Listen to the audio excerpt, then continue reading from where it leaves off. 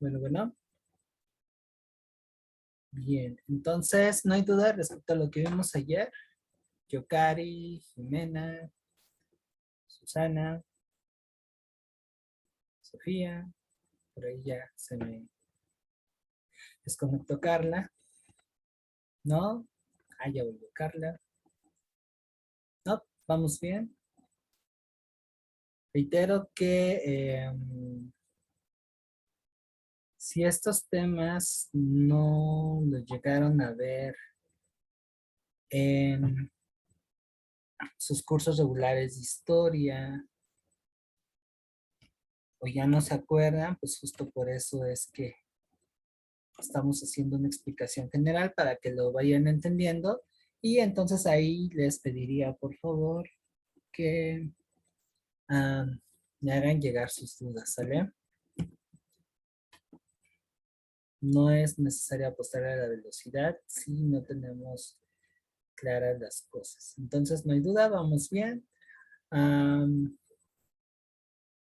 Yokari, Carla, Susana. Todo bien, profe. Ok.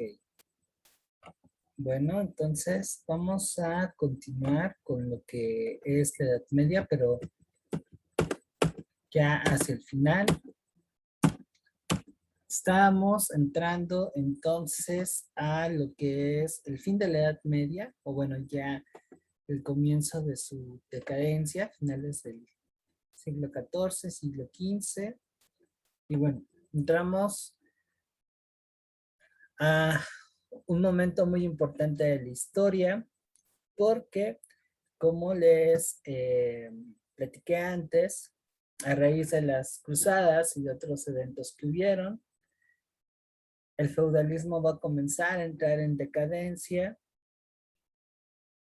y eso a la postre va a beneficiar a que las casas reinantes de lo que más adelante va a ser Francia, Inglaterra y España comenzaran a centralizar el poder. ¿Sale? Pero esto no va a ser algo sencillo, sino va a conllevar un procedimiento muy tardado y además sangriento, imagínense, para esta época también, ya que estamos aprovechando que andamos en pandemias, se suscita una epidemia de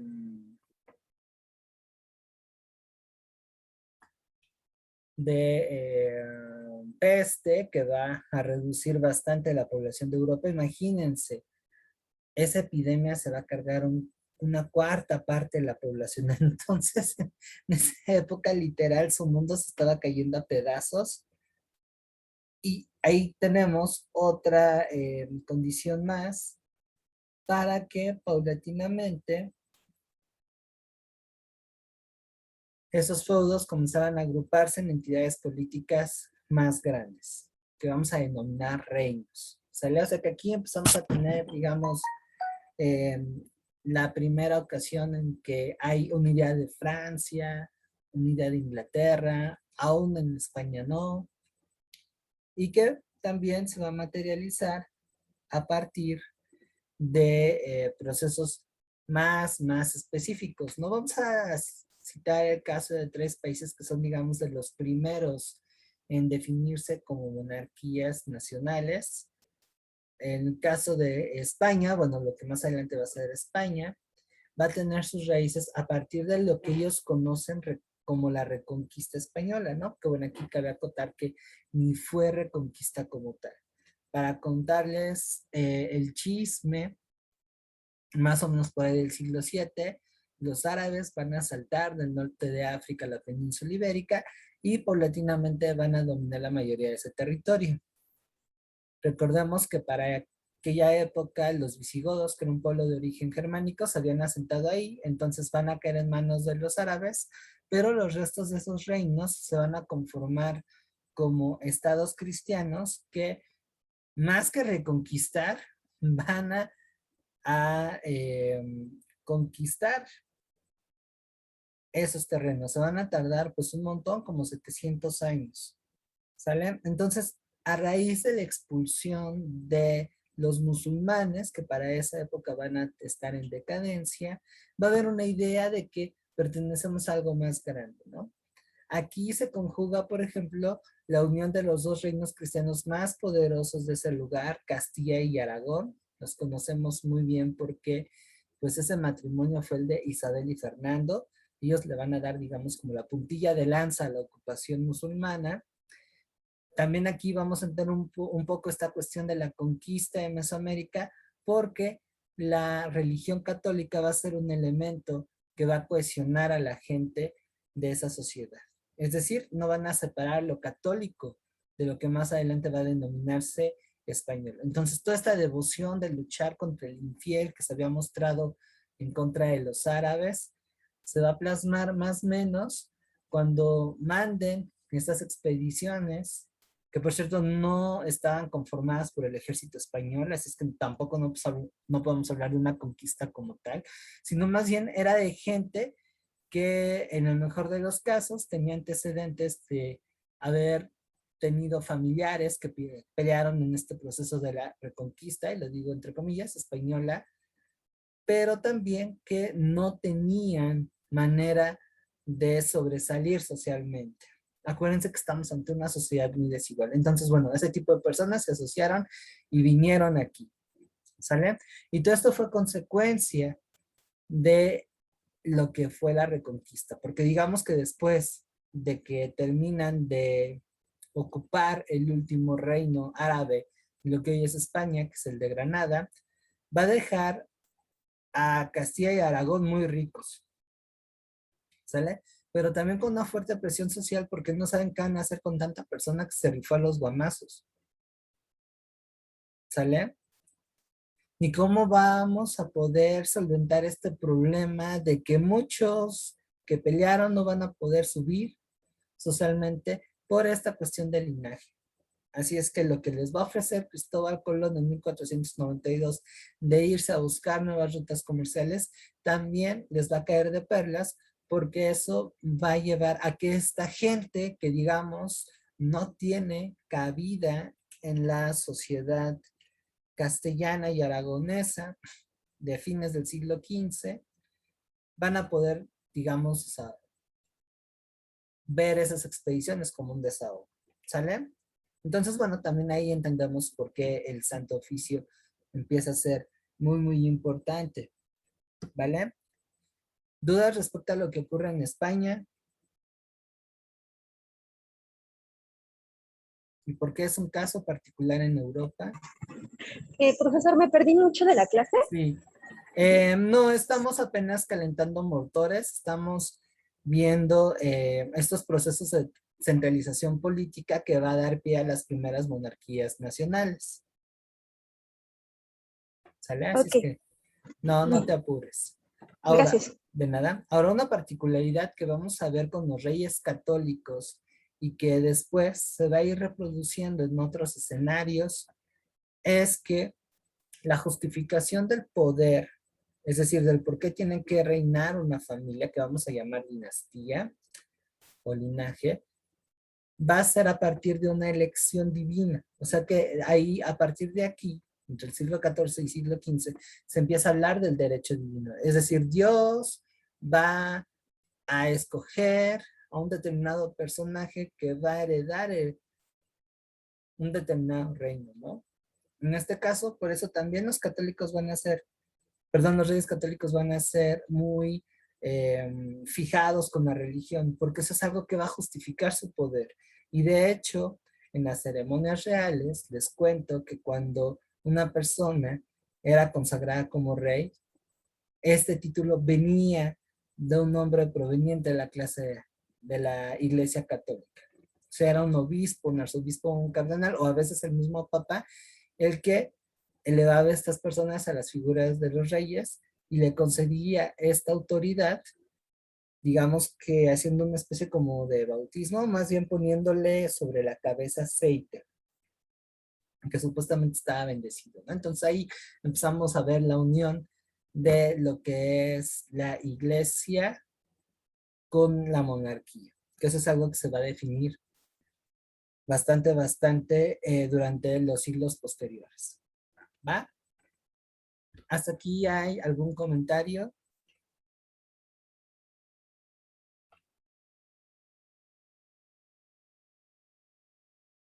¿No?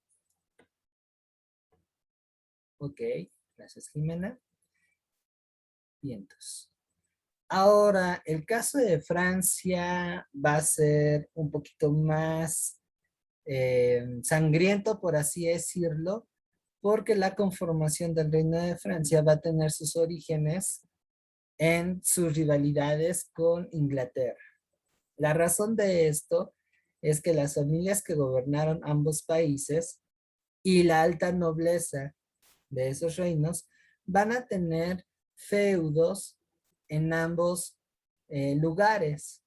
Y eso hacía que el sistema de vasallaje fuera muy, muy complicado, pero también, dado a que durante ciertos momentos se emparentaron las casas reales de Inglaterra y de Francia, eso va a llevar a que cuando en el siglo XIV, más o menos, un rey llamado Felipe, que pertenecía a la dinastía de los Capetos, se muere sin tener un hijo varón. En aquella época aplicaban una ley que se llamaba la ley sálica, en la cual las mujeres no podían heredar los reinos, tenía que pasarse a fuerzas hacia algún descendiente varón.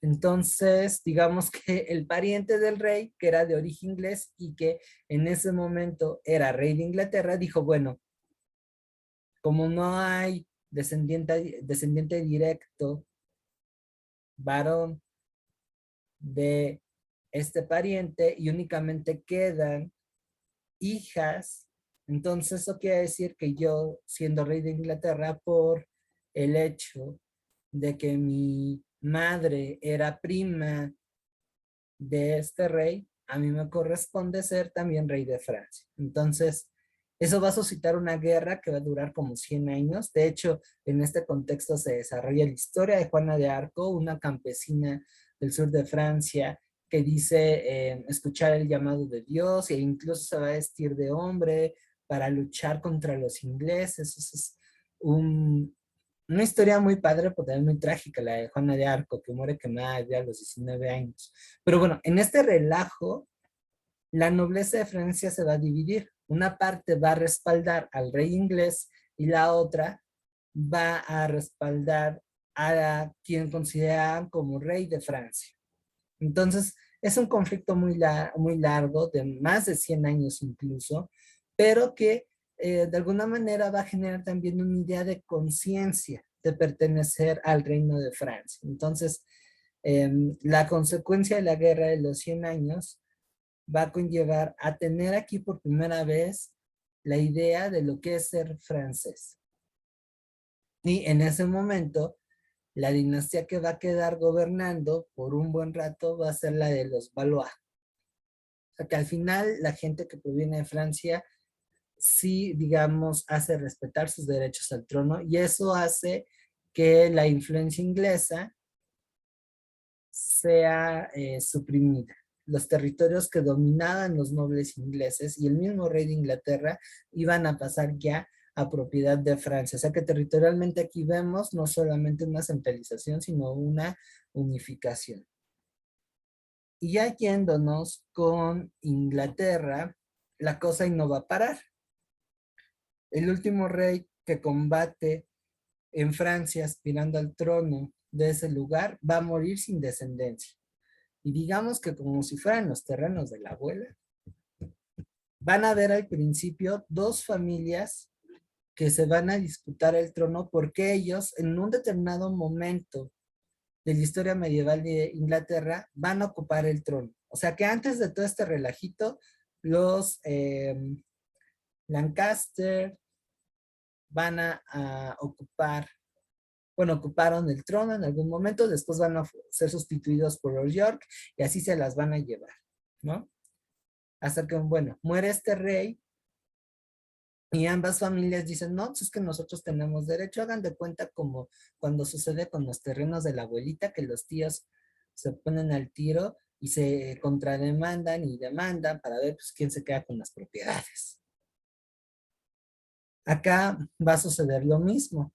El reino de Inglaterra se va a alinear primero en dos grandes facciones, aquellos que apoyaban a la dinastía York y aquellos que apoyaban a la dinastía Lancaster. Y como ambas familias tenían en su escudo de armas, que digamos era como un logo representativo de cada casa real, una rosa, por eso a esa guerra civil se le va a llamar la Guerra de las Dos Rosas. Si por ahí se acuerdan un poco de Juego de Tronos, que es una serie de televisión basada en una saga de libros de literatura fantástica, se los recomiendo bastante, es muy buena. Bueno, esa historia en general está inspirada en la Edad Media, pero más específicamente en este conflicto de la Guerra de las Dos Rosas, ¿no? Bueno, el enfrentamiento va a ser mucho más complicado, de hecho va a durar bastante, unos 30 años, y ambas facciones van a estar debilitadas y van a solicitar apoyo de una tercera familia noble de Inglaterra muy poderosa que no había tenido hasta ese momento daños de magnitud, los Tudors. Entonces ellos son ahora los terceros en discordia, porque ahí creo que Enrique Tudor, el papá de Enrique VIII, un rey famoso por haber tenido muchas esposas, decapitado dos de ellas, pero bueno, su papá se va a meter al final de la guerra. Al principio va a hacer alianza con los York, se va a casar con una mujer de esa familia, pero después ya saben, entran en pleitos, chismes, se acuchillan mutuamente y se vuelve su enemigo y eso lo hace aliarse con un Lancaster, pero también sale de broncas con ellos y al final los Tudors terminan haciendo ahí una matanza de las dinastías rivales y por eso ellos se quedan con el trono, ¿sale? Para 1485 Inglaterra va a tener una nueva dinastía en su trono, los Tudors, y ellos van a aprovechar cómo quedó el país para debilitar todavía más a los señores feudales e integrar ya de una vez por todas al reino en lo que conocemos como Inglaterra, ¿sale? Para esa época van a tener broncas con Escocia, van a intentar dominar Irlanda, y eso es el origen de lo que es la Gran Bretaña o el Reino Unido, como lo quieran llamar, ¿no? Entonces, bueno, al final estos tres procesos van a derivar en una centralización política que genera una monarquía que va a estar regida ya no bajo la influencia de los señores feudales, sino bajo la figura del rey. ¿Sale? ¿Dudas hasta aquí con este tema?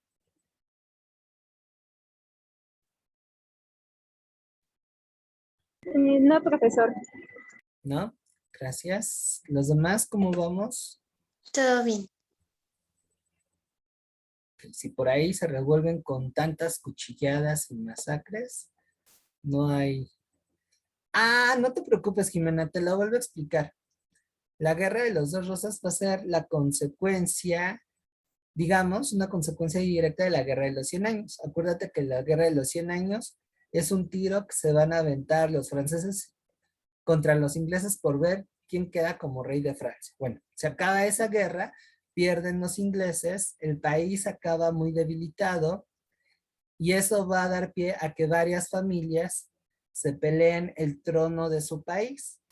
Primero van a ser dos,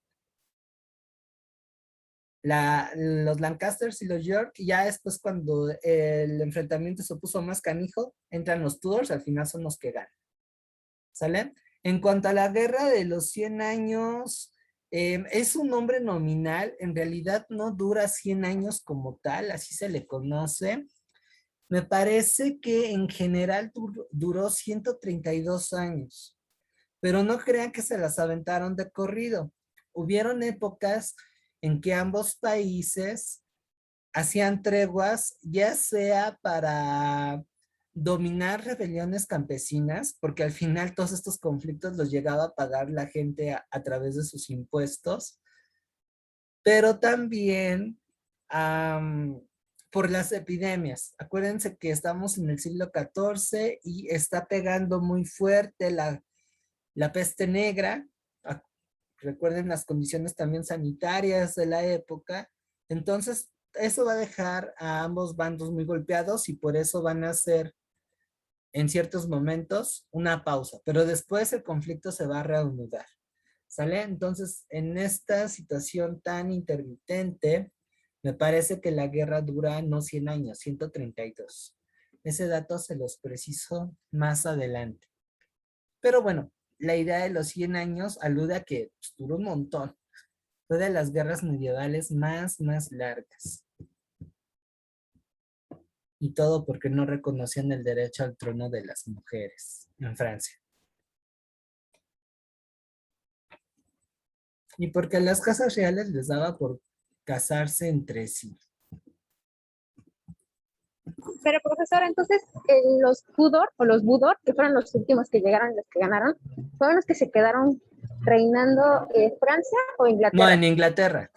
Ok, ok. Sí, Gracias.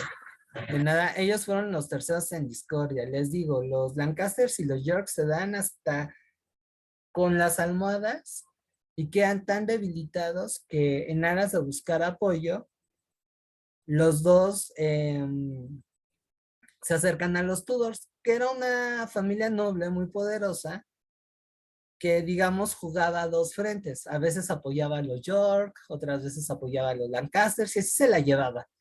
Pero digamos que ellos no habían tenido tantas pérdidas como los principales contendientes. Entonces ya al final de la guerra, cuando ellos ven que son una pieza clave en este ajedrez político, se les va a hacer fácil hacer de, bueno, en vez de apoyar a alguien, ¿por qué no mejor yo me lanzo como rey, no? Y al final son los que terminan ganando. Es una dinastía que va a gobernar Inglaterra desde 1485 hasta 1669, creo. Es cuando muere Isabel I, esta reina que quedó soltera para toda la vida. Y bueno, de entre las figuras más famosas tenemos a Enrique VIII, que les digo que se casó 6 veces. ¿Sale? Pero sí, ellos fueron los que finiquitaron la guerra de las dos rosas y a raíz de ese conflicto nace ya Inglaterra como nación. Okidoki.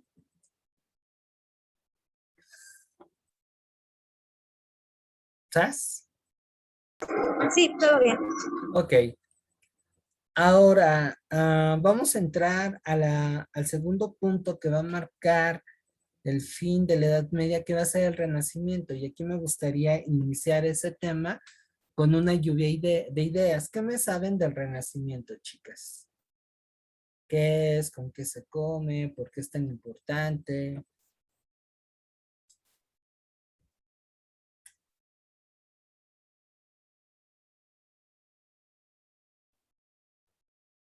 O bueno, si me lo pueden escribir, adelante.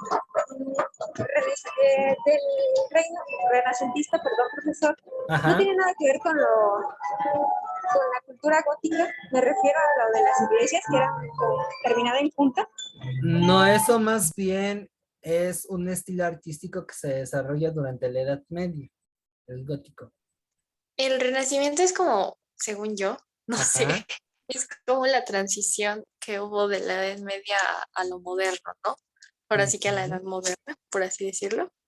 Entonces ya empieza a salir la ciencia, otros flotes como más, ahora sí que ya más apegados a la realidad y a la Edad moderna, ya no tanto a la iglesia. Fue como esa Ok, transición.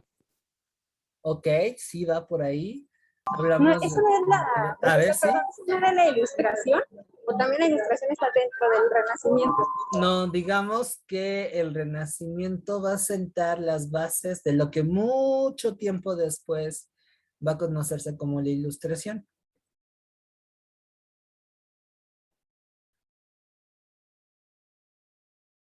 ¿Sale? Ahora, Carla comentó algo muy importante, el inicio de la modernidad. Pero, ¿a qué le llamamos modernidad? Cuando ustedes escuchan la palabra moderno, ¿a qué les suena?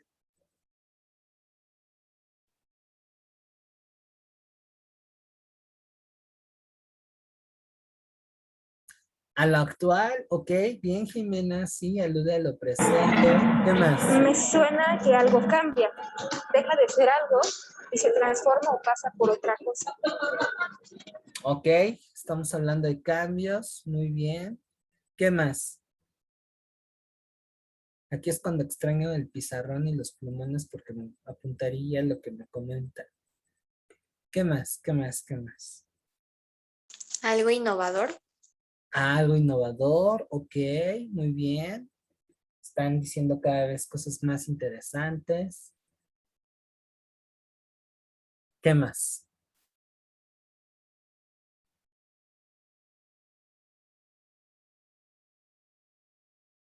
Cuando escuchan, no, es que tiene un pensamiento moderno, ¿a qué creen que haga referencia a todo eso?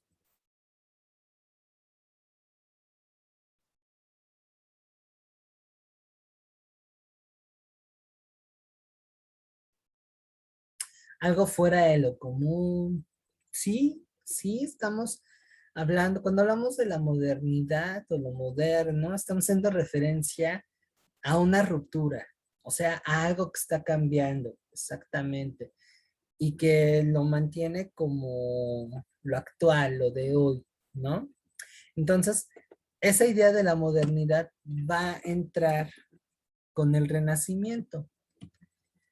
Cuando hablamos del Renacimiento, pues vamos a hacer alusión a un movimiento cultural que va a originarse en las ciudades de la costa italiana entre los siglos XV y XVI y que después se va a expandir hacia otros lugares, siempre en la costa del mar Mediterráneo, o sea que en lo que es el sur de Francia, la parte también sur de España, vamos a tener el desarrollo de este movimiento. Ya un poquito después, por supuesto que se va a expandir hacia otros lugares, como son los Países Bajos, lo que hoy conocemos como Alemania y la Gran Bretaña, ¿sale?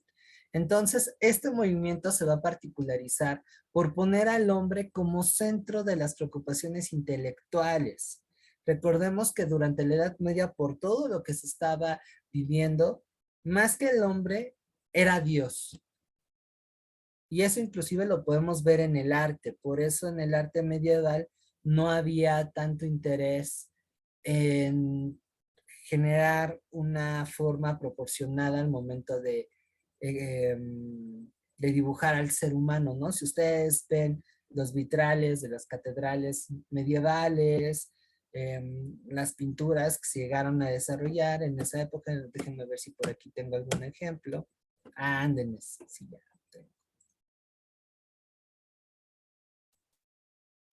Bueno, no se alcanza a ver la cabeza, pero no estamos hablando de dibujos proporcionados. Este no me sirve, este tampoco, este más o menos. ¿Sale? Y eso que implica que desde el arte nos están indicando que para la mentalidad medieval, pues el ser humano no tiene tanta relevancia, sino más bien es lo espiritual. Y dentro de lo espiritual, Dios. De ahí que las construcciones que se ven en esa época fueran monumentales. Ya su compañera mencionó el gótico.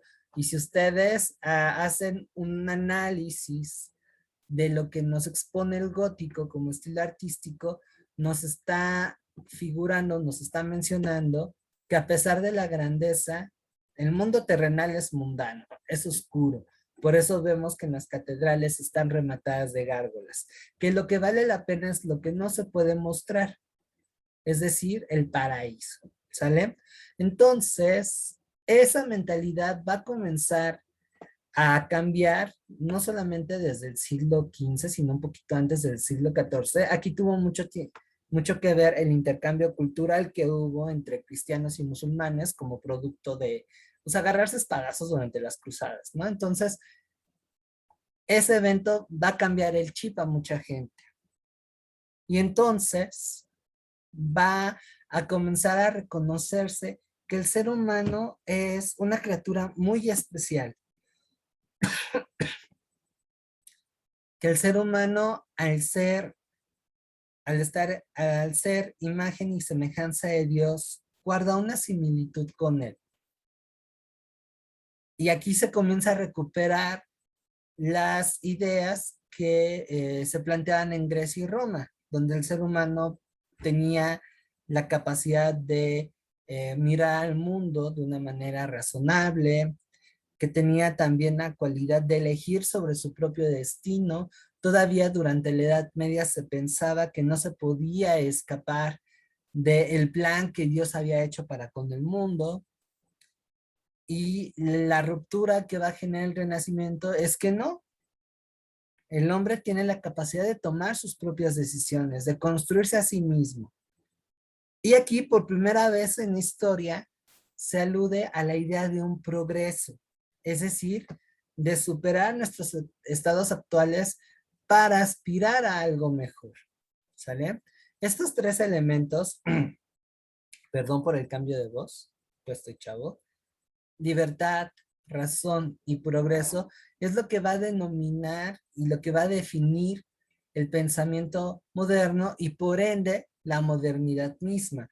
Aunque, por ejemplo, la Iglesia Católica va a seguir teniendo una influencia enorme y se va a preservar ciertas cuestiones que se asumen como tradicionales, por ejemplo, un respeto hacia las casas nobles, hacia la iglesia. Ya nada va a ser como antes, ¿sale? Porque se va a dar la idea de hacer algo diferente. Y esto se asume en el arte. Vean este dibujo que es el hombre tripicurpo, algo así, de Leonardo da Vinci. Y me parece que aquí se expone de una manera muy gráfica lo que se comenzaba a pensar en el Renacimiento.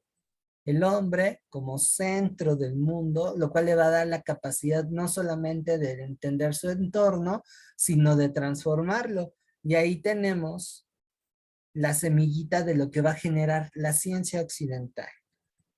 ¿Sale? Y por ende el pensamiento moderno. Aquí la filosofía va a dar un salto, pero brutal. Un ejemplo de esta relevancia que tiene el hombre en el acontecer de su entorno es el libro de El Príncipe de Nicolás Maquiavelo. Maquiavelo es un filósofo y un politólogo, por así decirlo, excepcional, y él, a diferencia de otras personas en donde se asumía que la divina providencia, Dios, revelaba a los hombres el destino que les había correspondido, en El Príncipe, Maquiavelo sencillamente dice, no, seamos realistas, también era pesimista. El ser humano no tiene bondad como tal, es malo por naturaleza. Y entonces en ese tenor, quien debe gobernar debe demostrarse inteligente, astuto, saber cuándo ser cruel y cuándo compasivo. O sea, esas cualidades le dan al ser humano la capacidad de tomar su destino en sus propias manos. Eso es una de las cosas esenciales que nos marca el príncipe de Nicolás Maquiavelo, y es lo que va a definir esta idea renacentista. Por supuesto que eso va a conllevar también a cuestionar el status quo,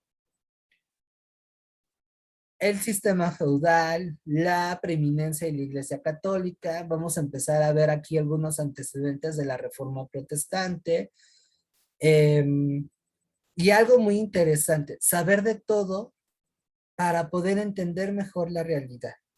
Por eso, no solamente el arte va a tener una importante evolución, sino también la filosofía. Y aquí por primera vez tenemos el inicio de la ciencia. Y es una época en donde una persona no se especializaba en una sola disciplina, como por ejemplo, hoy lo vemos de una forma muy común. Es muy raro la persona que, por ejemplo, le interese la química y sea buena en química y estudia algunas ciencias exactas y de pronto también se meta a una carrera de humanidades o practique de una forma más formal alguna eh, disciplina artística.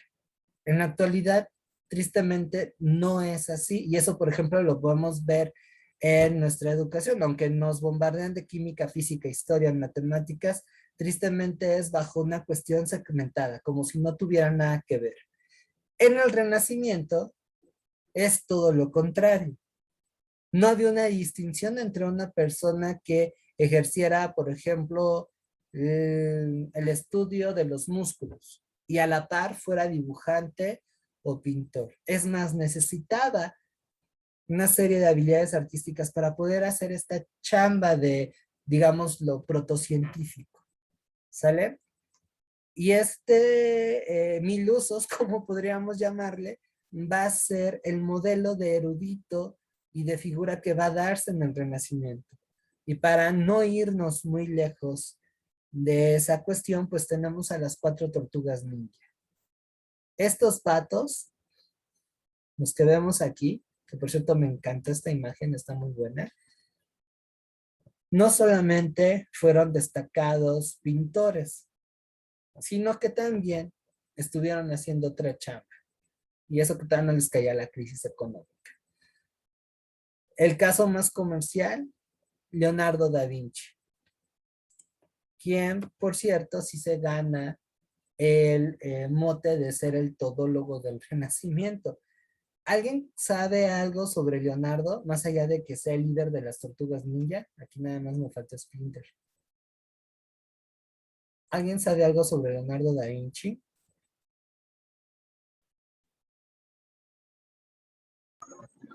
Leonardo da Vinci es el que dibujó la Mona Lisa Ajá, y bueno, dicen o afirman que es homosexual, hacía mil cosas. ajá. Homosexual, por cierto, en mil cosas. Hacía mil cosas.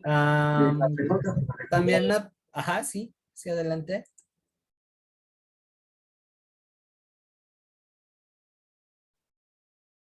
Bueno, creo que ahí ya la perdemos. Sí, pero además hay algo muy importante en Leonardo da Vinci. Este señor no era noble ni de otra clase acomodada. Era hijo ilegítimo de una persona que se dedicaba al comercio. Y traigo a colación esto porque también durante este periodo vamos a ver un cambio social. Vamos a ver que nace una nueva clase social que se va a llamar burguesía, que se va a dedicar al comercio, pero también a profesiones como ser abogados, escribanos, contadores, ingenieros y arquitectos, y que bueno, van a tener un éxito económico variado, pero va a ser una clase muy distinta a la de los campesinos o a la de los nobles o a la de la iglesia. ¿Sale? Y Leonardo da Vinci tiene una conexión con esa clase social, que va a ser preeminentemente urbana. Ahora, sí, siguiendo con el buen Leo, va a ser inventor. Les digo, este señor va a ser un todólogo. Como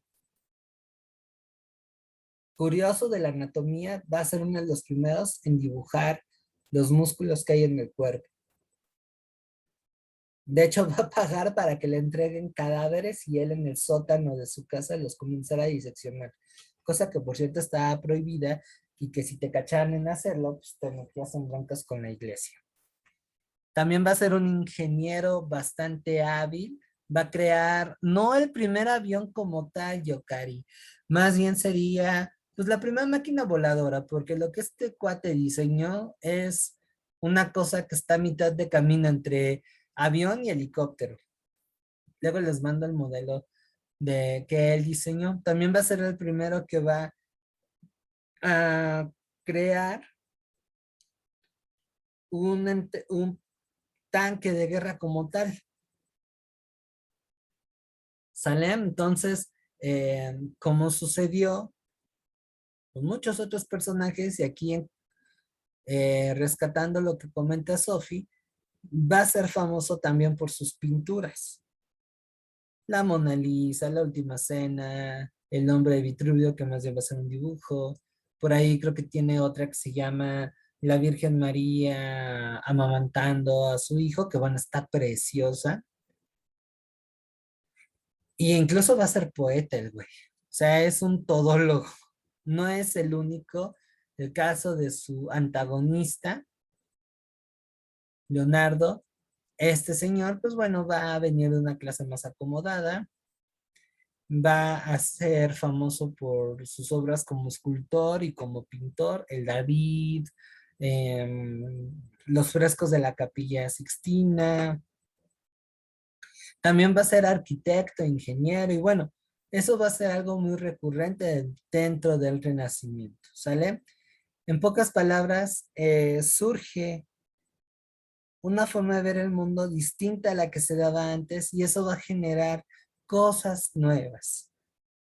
Reitero, esto va a ser producto de la interacción que va a tener Europa con culturas como el árabe, por ejemplo, lo que alcanza a llegar de China, o sea, por esa época también andaba en los viajes de Marco Polo, bueno, lo de Marco Polo fue unos siglos antes, y bueno, la dinámica que también va a conllevar años después el descubrimiento de, de América, ¿no? Vean, así es algo muy parecido a lo que vivimos en nuestra pubertad. Me parece que ahí el renacimiento se asemeja un poquito a nuestra pubertad y creo que la mayoría del auditorio no está muy lejos de recordar esa época. Chéquenlo, cuando éramos niños, aunque preguntábamos, aunque intentábamos tener nuestra propia opinión, mucho de cómo asumíamos nuestra realidad y la explicábamos provenía de nuestro entorno inmediato, los padres. Eso comienza a cambiar un poquito cuando llegamos a asistir a la escuela. Ahí tenemos contacto con otras formas de pensar, con otros pareceres que nos van enriqueciendo, pero la influencia de los padres y de la familia en general sigue siendo importante. Pero, ¿qué sucede cuando llegamos a la pubertad? Como que se activa una parte de nosotros que estaba dormida, comenzamos a tener una mayor conciencia en nosotros mismos, queremos tomar nuestras propias decisiones y sin que además nadie se meta por aquí. Creo yo tengo una persona que está experimentando esos cambios, siente que quiere formar parte de otros grupos sociales, de hace amigos, comenzamos con esta idea de meternos esta onda del amor, de tener novio, y somos unos apasionados en defender nuestros principios. Y esto resulta, por supuesto, conflictos frecuentes con la autoridad. Es más, aquí queremos marcar una distancia respecto al pensamiento que tienen nuestros padres, aunque nos componga aún. Y bueno, no va a dejar de hacerlo, ¿no? Pero ya es un encuentro con nosotros mismos la pubertad. Es algo muy, muy lindo que pasa. Sí, duro, a veces inentendible, pero es bastante padre. Digamos que el renacimiento sería en, en esa situación algo similar. Reitero, con sus distancias de por medio. Europa comienza a tener una conciencia de sí misma. La cultura occidental está emergiendo. Gracias al contacto que se tiene con los árabes, se comienza a construir un pensamiento que empieza a separarse del canon que marca la Iglesia Católica y la tradición. Se comienzan a explorar nuevos caminos. Y eso fue algo necesario para que se desarrollara la ciencia, para que se generara un nuevo modelo de producción que vamos a ver en unos momentos llamado capitalismo y por supuesto pues para enfrentar los desafíos que estaban por venir, ¿sale? Por eso el Renacimiento se marca como un antes y un después. Y eso pues bueno, se ve a través del arte, ¿vale? El Renacimiento es parte de las condiciones que van a definir la conclusión de la Edad Media.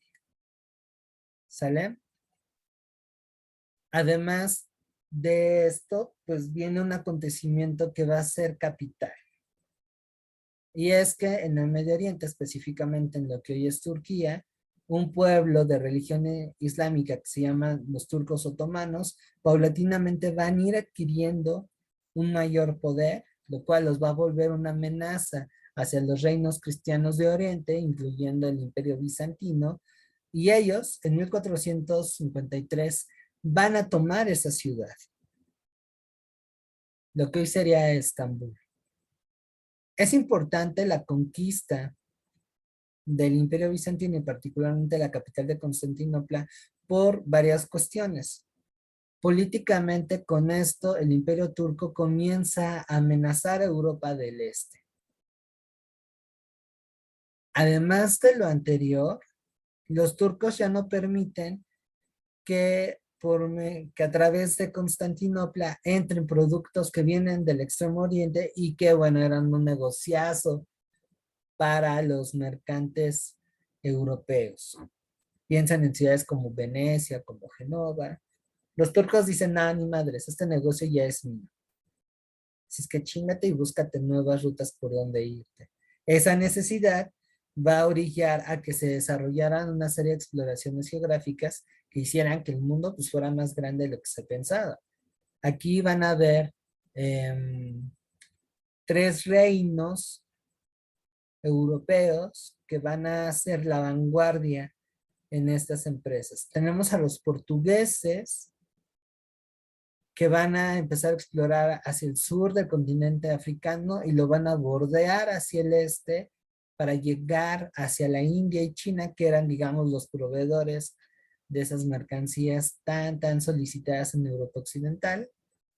Luego vienen los aragoneses y los castellanos, quienes, bueno, ya se encuentran unificados gracias al matrimonio de sus reyes y, bueno, con las riquezas que tienen de la expulsión de los musulmanes de la península y con mucha gente desocupada, le hacen caso a las propuestas de Cristóbal Colón y de otros navegantes de generar nuevas rutas comerciales hacia China, pero a diferencia de los europeos que viajan hacia el sur, ellos llegan a Occidente. Entonces, un tanto de chiripazo, se topan de frente con el continente americano. Y mocos, de pronto el mundo se hace más grande. Entonces, imagínense que eso ocurre en su realidad. Surgen nuevos problemas. Entonces, lo que se tenía antes ya es insuficiente para explicar lo que estaba pasando ahora. Y eso implicó transformaciones culturales muy fuertes. Una de ellas, de carácter religioso, es la Reforma Protestante. Décadas después, con Martín Lutero, que es hijo de toda esta dinámica, dice, bueno, ¿y por qué le tenemos que hacer caso a un gordito que se asume como vicario de Cristo y que es el todas mías? Si en realidad pues, yo puedo decidir cómo voy a practicar mi fe. Que además, como lo manejaban la Iglesia Católica, pues no era algo congruente con lo que decía la Biblia, ¿no? Y él quería eso, quería ser más puro en ese sentido, más congruente. Entonces, eso originó un movimiento muy importante en Europa que se denomina la Reforma Protestante. La Reforma Protestante va a ser una consecuencia directa del Renacimiento. ¿Sale? Y esto pues se va a hacer mucho más complejo, dinámico, a raíz de las secuelas de la epidemia de la peste bubónica, que aunque ya había terminado para esas fechas, la recuperación que va a tener Europa es muy lenta, sobre todo en el plano demográfico. Insisto, me parece, hasta donde tengo entendido, que la peste bubónica se va a cargar una cuarta parte de la población total de Europa Occidental. O sea, estamos hablando que eran alrededor de 34 millones de personas. De esas 34 millones, sáquenle una cuarta parte.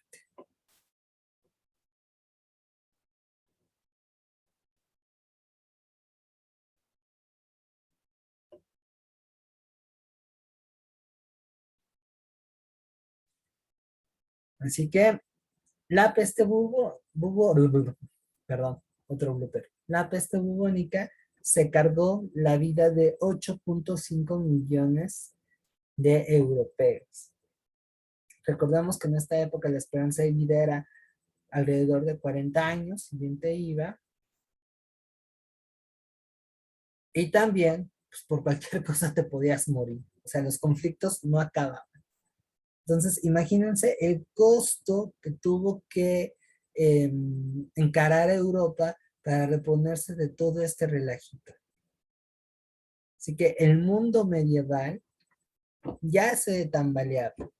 Sin embargo, algunas cuestiones, sobre todo en el ámbito social, van a mantenerse, que eso es lo que va a definir lo que vamos a denominar antiguo régimen, que ese es el tema que vamos a ver en cuestión. Piensen, por ejemplo, en la organización social. Aunque ya la Edad Media estaba concluyendo y pese a que vamos a observar levantamientos populares de campesinos a finales del siglo XV y durante los primeros 30 años del siglo XVI, con la finalidad de mejorar sus condiciones de vida, no va a darse y la sociedad se mantiene rígidamente separada. Están las clases privilegiadas, el rey, lo que es la nobleza, la iglesia, una clase que depende de cómo esté situada, es que si le va a ir súper bien o va a estar jodida, porque no todos los burgueses van a ser dueños de comercios que den millones y millones y millones y millones de dólares al año. Para tener un ejemplo, por supuesto que en esa época no había dólares, pero así como van a existir estos grandes comerciantes que de hecho se van a ligar a las casas gobernantes y en algunos casos van a ser hasta sus bancarios, vamos a tener burgueses que van a parecerse un poquito a lo que ustedes ven en sus tianguis. O sea, puestos pequeños, en donde más bien van a ser negocios familiares, en donde todos le tienen que echar ganas para poder comprarse el pan. ¿Sale? Y en la base, pues están los campesinos y los trabajadores urbanos. Entonces es algo que más o menos se va a mantener y que lo pueden rastrear desde el final de la Edad Media, por lo menos desde sus últimos años. Otra cosa que se va a mantener es el dominio de la Iglesia Católica. Aunque vamos a ver ya posturas que la van a cuestionar, la Iglesia Católica va a seguir siendo una institución poderosa, una institución que va a dar estabilidad política y social a Europa. Y por supuesto que va a poner su impronta en la forma de ver el mundo. No de a gratis, la Iglesia Católica, muy favorecedora de estos modelos que pues son un tanto conservadores porque no quieren cambiar, van a mantenerse como los principales guardianes de la tradición. Y aquí observamos una cuestión política, porque si te salías de la tradición, si te ibas más allá de la costumbre, eso implicaba que después tú comenzaras a ser rebelde en el ámbito político. De ahí que en los siguientes años la Iglesia Católica pues fuera muy estricta en cuanto a vigilar el pensamiento y la cultura. Y por eso se va a asumir como antagonista del desarrollo de la ciencia. Que ojo, no toda la iglesia va a caer en eso. ¿Sale? Pero bueno, con esto acabamos lo que es el bloque de la Edad Media. No sé si tengan alguna duda, comentario, algo que quieran agregar. Que no fue tan oscura como la pintan. Eso, creo que eso es lo más importante. Y creo yo que también es una de las cosas que persiguen mis lecciones de historia. Ni idealicemos un tema en particular o una edad. Piensen en la ilustración, en el Renacimiento o la evolución científica que se da en el siglo XIX, que tienen más o menos una perspectiva, digamos, positiva, pero tampoco caigamos en la condena general hacia temas o periodos. ¿Sale? Aguas con juzgar lo que pasó antes con los ojos con los que ahora miramos el presente. para hacer, digamos, un juicio más acertado de lo que ocurrió a lo largo de la historia, tenemos que ver en su particularidad qué fue lo que ocurrió, ¿no? Entonces, me dio mucho gusto esa afirmación que comentaste, Carla. Creo que por lo menos contigo ya tengo una palomita, misión cumplida. Las demás, ¿cómo vamos? Por aquí, Sofía me dijo que no tenía dudas.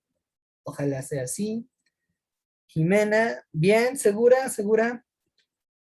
que en ese sentido hay atención especial contigo, que ya me comentaron que porque no te fue bien en historia. En la Edad Hey, Media, entonces, no es cuando se puso local la religión católica, fue en el Renacimiento. y fue durante la modernidad, fíjate. Digamos que si Sí, porque hablamos... Ajá, sí, perdón, sí, me imagino porque se estaba empezando a conocer estos temas y pues no le convenía. sí, algo muy importante que deben de también mantener presente es que cada idea de cambio va a confrontar lo que comúnmente se hace y eso va a implicar una resistencia, porque no solamente se queda en el plano ideológico, y eso lo vamos a ver con mayor claridad con la ilustración, por ejemplo, que es un temazo, o con los movimientos obreros, que también es algo muy bueno, sino que a lo que voy es que esto también incide en el rol del individuo dentro de su sociedad y por supuesto que esto implica una cuestión política. Por eso, tanto el Estado le hace la figura del rey o del señor feudal, como el arzobispo, el papa, o incluso también, como se va a dar más adelante, con los pastores protestantes, van a intentar frenarlo. No solamente no es una cuestión religiosa, sino que a partir de este pensar por ti mismo implica un cuestionamiento al orden establecido, a la estructura. Y eso es lo que querían que no se diera. Y sin embargo, hubieron momentos en donde sí se desafiaba, que obviamente no estaban en las condiciones de generar un cambio radical, le hace una revolución tipo francesa, pero ya tenemos estos primeros antecedentes. A lo que también quiero remarcar, aprovechando tu comentario, Sofía, es que la gente no es pasiva, no es algo tampoco exclusivo de una clase social, sino que también los de abajo se mueven. O sea, así como tenemos a un Leonardo da Vinci que a través del conocimiento plantea algo diferente y de alguna manera es una crítica al orden establecido, o por ejemplo piensen en Maquiavelo que a través del príncipe ofrece una perspectiva novedosa, innovadora de lo que es el arte de gobernar y bastante realista, porque él sí asume que el ser humano es un hijo de la chingada. O bueno, cualquier otra persona, ¿no? Nicolás Copérnico, ser rebelde no solamente es tomar las armas en contra del poder, sino también con las ideas. Y en ese punto, pues yo pongo en ese mismo saco Copérnico, ¿no? En ese, el hecho de mostrar ahí un modelo heliocéntrico que rompe con esta idea tradicional de que la Tierra es el centro del universo, y por cierto lo llegan a reprender bastante fuerte. O Giordano Bruno, que es una figura también fascinante, que es de los primeros cuates que decían, no manchen, o sea, el universo es casi casi infinito, como la misma creación de Dios, entonces pueden haber otros planetas con vida. O sea, antes que Jaime Maussan, Giordano Bruno ya empezaba a visualizar eso. Todas estas cuestiones que vemos en figuras concretas también se traducen en acciones colectivas. Les cuento así muy brevemente antes de no caer en más extensiones. En la primera mitad del siglo XVI, específicamente en 1521 y en 1523, hubieron dos guerras campesinas muy importantes. La rebelión de los comuneros en lo que hoy es España y las guerras campesinas de lo que hoy es Alemania, que ocurre en 1523. Esos eventos son fascinantes porque la gente común y corriente, como ustedes y como yo, reaccionaron en contra de un sistema que era desigual y que ya les había platicado. Imagínense para el pobre campesino no tener la libertad de moverse. Piensan además que tenía que pedir permiso incluso para casarse, y por si fuera poco, pagaba un montón de impuestos. Bueno, en eso se parece un poquito ahorita. Llegó un momento en el que decían, no, ya estoy hasta la madre. Y resistieron. Tristemente, al no tener la organización pertinente y por supuesto los recursos, conllevó a que tanto en la rebelión de los comuneros como las guerras campesinas de lo que hoy es Alemania, pues fracasaron, ¿sale? Pero ahí ya tenemos algo que nos señala que la gente no es pasiva, ni que esta idea de cambio es algo exclusivo de personajes que de alguna manera tuvieron las posibilidades de poder desarrollar todas esas ideas.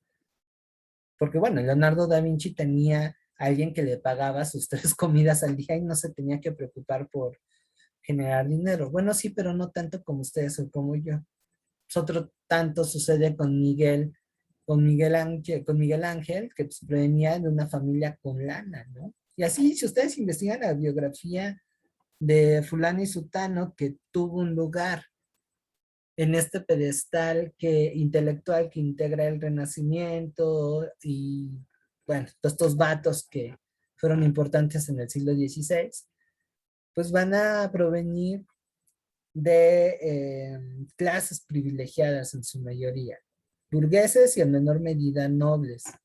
Muy pocos son los que vienen, digamos, desde abajo, pero esto no quiere decir que los de abajo no pensaran. Ya como última recomendación, y para irme con el antiguo régimen, les invito a que busquen un libro que a mí me encantó, de verdad, está buenísimo. Fue de los primeros libros que leí en la carrera de historia, que bueno, me hizo enamorar bastante de la disciplina. Se llama El queso y los gusanos. La historia de un molinero del siglo XVI o XVII, no me acuerdo bien ahí qué fue, que desafió al mundo. Así, para hacerles un spoiler muy, muy general, trata de un señor de 60 años que nunca fue a la escuela, que digamos sus únicas clases formales eh, fueron embarradas de la Biblia. O sea, una persona además con una ocupación humilde, un molinero, un ser que se la pasa pues, un buen rato trabajando, pero que a partir de la observación y de su propio entendimiento, descubre que la generación espontánea no sirve, y aquí perdón, no existe, y aquí me conecto un poco con lo que ven en biología. Antes se asumía que los animales salían de la nada, casi por chasquido divino. Es más, por ahí habían libros en donde habían hasta como recetas, ¿no? Oye, no, si tú quieres crear mosquitas, pues tienes que poner un pedazo de carne con un recipiente y vas a ver que después de un ratito ya tienes mosquitas. O ratas, entonces debes de poner ahí ropa sucia ya que salen ratas. Era la forma de pensar de la época y era de lo más aceptado. Pero este señor, que no tenía chance de experimentar, como sí lo va a hacer, por ejemplo, un tal Spallanzani, quien él, a través del método científico, descarta esta teoría de la generación espontánea. Bueno, este Menocchio, que así se llama el molinero, bueno, así se llamaba, lo va a hacer a partir de la observación, nada más fijándose todos los días en su chamba y la curiosidad. Digamos que el error que hace Menocchio es que comienza a decir todo el mundo, no, pues la verdad lo que dice la Biblia en cuanto a la generación espontánea, lo que nos dicen los curas, está mal, porque los gusanos nacen a partir de la descomposición del queso. O sea, yo vi cuando los gusanitos ahí ponían sus larvas y por eso salían, no porque realmente salgan de la nada. Y bueno, eso le trajo problemas con el Santo Oficio. No les cuento más para que indaguen sobre ese libro y se lo bajen de internet. Ya si lo googlean se lo pueden descargar. Y creo que hasta hay una película. Esa no la he conseguido, pero creo que ya hay hasta una película. Y al final lo queman en la hoguera el pobre Menocchio por defender lo que pensó.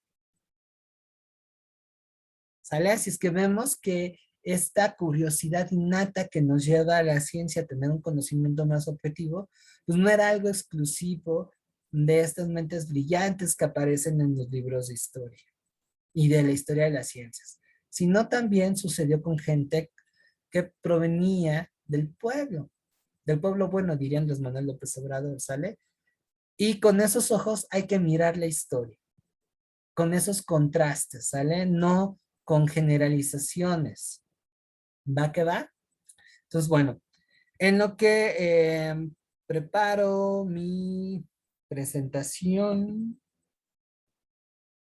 que también va a estar buenísima,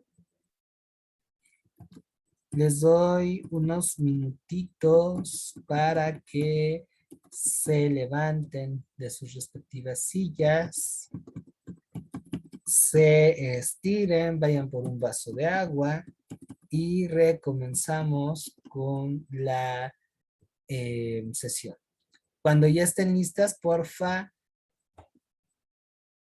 denme ahí un pulgar arriba o una reacción para que yo comience a explicar el siguiente tema de la sesión, ¿vale? Les doy unos 4 minutitos para que se levanten de sus sillas, se estiren, muevan el cuello, vayan por agua y con pulgar arriba me avisan de que ya están otra vez aquí. Yo las espero.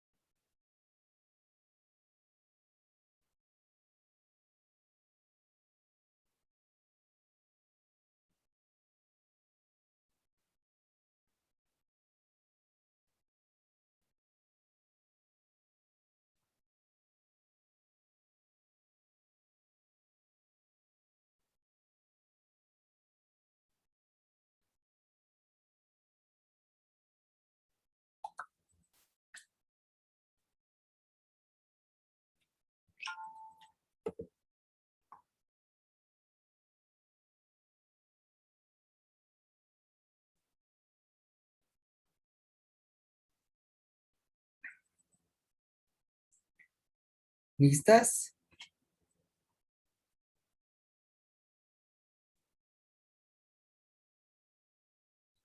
Ok. ¿Las demás?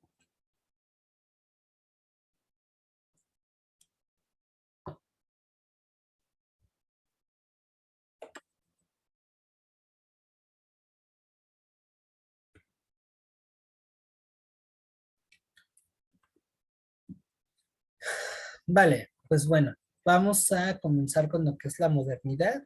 Nos vamos a enfocar en dos temazos que pues, son la secuela de lo que les venía comentando, el antiguo régimen y la ilustración. ¿Sale? Para irnos introduciendo con el tema, pues hemos visto que después de los acontecimientos del siglo XV, del siglo XVI, que van a ocurrir en Europa Occidental y en el resto del mundo, la historia pues va a tomar un cambio muy, muy importante. ¿Sale?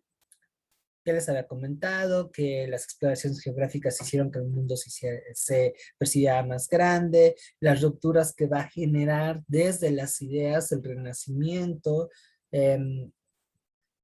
Este planteamiento que va a generar también el renacimiento de rescatar la individualidad sobre lo colectivo. Aquí se comienza a ver, digamos, de una forma muy nítida el ser humano y bueno, eso a mediano plazo va a llevar a una división dentro del cristianismo occidental. Ya no solamente vamos a tener a la Iglesia Católica como el credo hegemónico en toda Europa, sino va a haber una disidencia a raíz de las tesis de Martín Lutero, que bueno, no va a ser el único, también anda por ahí ya Juan Calvino, Zwinglio, que va a dar pie a que una parte de Europa ya no reconociera la autoridad del Papa y se comenzaran a formar iglesias más particulares. ¿Sale? Entonces eso, bueno, tiene una trascendencia enorme porque va a llevar también a los diferentes reinos europeos a guerras de religión. Ya les había hablado de la importancia de la iglesia o del sistema de creencias para fundamentar ese orden establecido. ¿Sale? Ahora, a mediano plazo, las ciencias y las humanidades van a empezar a tener una nueva fase en su historia. Particularmente, las ciencias van a tener un desarrollo más abierto, me refiero a las experimentales. ¿Alguien recuerda con qué figura comienza la historia de la ciencia moderna? Quien, por cierto, va a escribir un libro en donde explica cómo debe ser un científico. Les voy a dar un tip sobre este señor. Tiene un corte de cabello chistosón, es narizón, y fue autor de una frase que si se dijera en nuestros días, sería todo un hashtag. No, Einstein es mucho después, Jimena. Isaac Newton. No, él es también un poquito de después. ¿Galileo? Antes de Galileo, antes de Newton. Les voy a dar un tip, vivió en el siglo XVI. Y como hoy me siento muy, muy buena onda, les voy a dar otras pistas. Como buena figura intelectual de esa época, le atoró a todo. Y resultó ser magnífico en dos disciplinas que en la actualidad se asume como algo distinto, la filosofía y las matemáticas. Él es creador del plano cartesiano, del cual, bueno, sin eso, dudo mucho que la geometría y sobre todo la geometría analítica tuviera ahí ese tipo. Descartes. Eso es, Descartes. René Descartes. Con él empezamos. El René. Si alguien por ahí sabe hacer un meme, porfa, hagan uno de la rana René con el corte de cabello de Descartes. Bueno, este señor tenía un hashtag muy, muy bueno que se llamaba Pienso, luego existo. En donde él plantea que la manera en cómo nosotros conocemos el mundo de una forma detallada, pues es la razón. Es decir, esta capacidad que tenemos de evaluar y analizar todo lo que sea a nuestro alrededor. El güey decía que los sentidos nos engañaban, que teníamos que someterlo todo a partir de un método para poder llegar a las causas últimas. Así le decía este cuate. Y bueno, en tenor a ello, pues escribió un libro que se llama El discurso del método, en el que va a exponer pues el método científico que hoy todos ocupan. René Descartes es de esta manera el padre de la ciencia moderna y por supuesto también es representante de una corriente filosófica que se llama racionalismo. Y después de Descartes van a tomar ese método otros compas como Galileo, como Isaac Newton y bueno, hasta la fecha, ¿sale? Así es que ese es el camino que van a tomar las ciencias experimentales. La filosofía también va a tener un desarrollo importantísimo. Por ahí del siglo XVI y del XVII entran figuras como Baruch Spinoza, como Leibniz. En el caso de Baruch Spinoza, un filósofo revolucionario, porque es de los primeros que en la época moderna empieza a hablar de la tolerancia de ideas. Ahí ya tenemos un antecedente de la Ilustración. ¿Sale? Así es que sí, hay cosas que va a generar el Renacimiento, que con el paso del tiempo posteriormente va a florecer en lo que llamaríamos Ilustración. ¿Sale? Ahora, durante este periodo también se consolidan las monarquías nacionales y van a agarrar el formatito de monarquías absolutistas. Así es que lo que me propongo en esta segunda parte de la sesión es que ustedes comprendan cómo se desarrolló la modernidad. Ya vimos una sección con el rollo del Renacimiento. Ahora la vamos a ver en cómo se constituye el antiguo régimen. Vamos a verlo muy a vuelo de pájaro y vamos, eso sí, a poner en una perspectiva más amplia lo que es la Ilustración. ¿Sale? Así es que en ese punto, el segundo objetivo que me propongo es que ustedes entiendan por qué la Ilustración va a ser un movimiento tan transgresor, rebelde, crítico, sobre todo al antiguo régimen. Por eso es importante conocer, digamos, al oponente. Y bueno, la oposición entre ambos modelos, entre tradición e ilustración, por así decirlo, fue vital para que emergiera la edad contemporánea. Mucho de lo que hoy pensamos y asumimos de cómo es el mundo tiene sus antecedentes. Primero en el Renacimiento, digamos que ahí aparecen como pinceladas, salen las palabras, pero no están bien desarrolladas, y en donde van a tener un cambio bastante acelerado y profundo va a ser con la Ilustración. Piensen en la idea de libertad, en esta cuestión de buscar mejores cosas. También, ¿por qué no mencionarlo? La aspiración a tener nuestro propio negocio, mente de tiburón. Felicidad, progreso, son dos conceptos que en la actualidad y más ahora con este rollo de la psicología positivista y el coaching tienen mucho, mucho, mucho que ver, pero sus raíces están ahí en el siglo de las luces. Otro tanto la idea del mérito, que es un valor que choca con lo que planteaba el antiguo régimen. Durante el antiguo régimen no valía tanto si eras bueno o no en lo que hacías, o si eras apto. Ah, como tú perteneces a la iglesia o a la nobleza, entonces ya tienes ese chance. Y quien no tuviera esos, quien no formaba parte de esos sectores sociales, no podía ejercer esa profesión, aunque tuviera las capacidades. Con la Ilustración se rompe eso y viene la idea del mérito. Es decir, estar en un lugar si tienes el conocimiento necesario para ello y la capacidad. Y entonces avanza socialmente a medida que tú haces ese esfuerzo. Que bueno, ahora pues tampoco ya no cuadra tanto porque hay otras situaciones y condiciones que nos impiden ese desarrollo, ¿no? Pero bueno, la manera en cómo juzgamos eso, y digo en el plano más banales a través de las famosas calificaciones y el cuadro de honor, pues viene desde la Ilustración. ¿Sale? Así es que por último, para redondear esta segunda parte, vamos a identificar los cambios y continuidades que se sucedieron a partir de esta dicotomía, ¿vale? Entonces, para entender esta dicotomía, primero empezamos con el antiguo régimen. ¿Sabes? ¿Alguna duda de lo que vamos a hacer en esta segunda parte de la clase?